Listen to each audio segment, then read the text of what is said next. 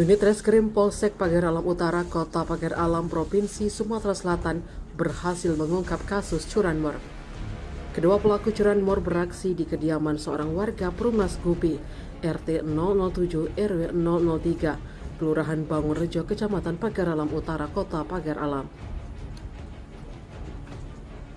Belakangan diketahui jika kedua tersangka masing-masing Yoga Juliansa, warga desa Muara Timbu, Kecamatan Muara Pinang, Kabupaten Empat Lawang, dan Deo Saputra, warga desa Tanjung Tawang, Kecamatan Muara Pinang, Kabupaten Empat Lawang.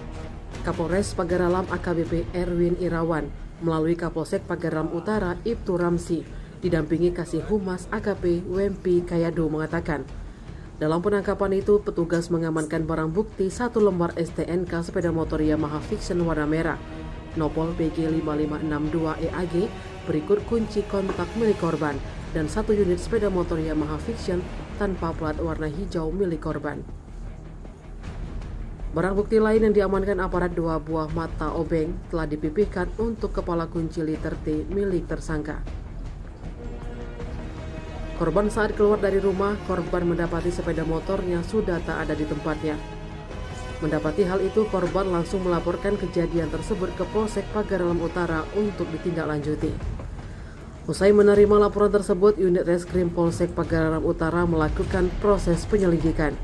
Hasilnya, petugas mendapatkan informasi dari masyarakat jika kedua pelaku sedang berada di Desa Sawah, Kecamatan Muara Pinang, Kabupaten Empat Lawang.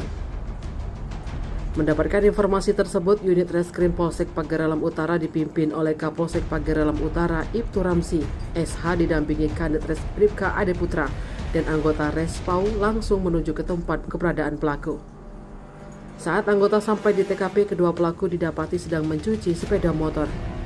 Melihat hal tersebut, petugas dengan cekatan berhasil menyergap kedua pelaku dan mengamankan 1 unit sepeda motor Yamaha Vision warna hijau tanpa plat.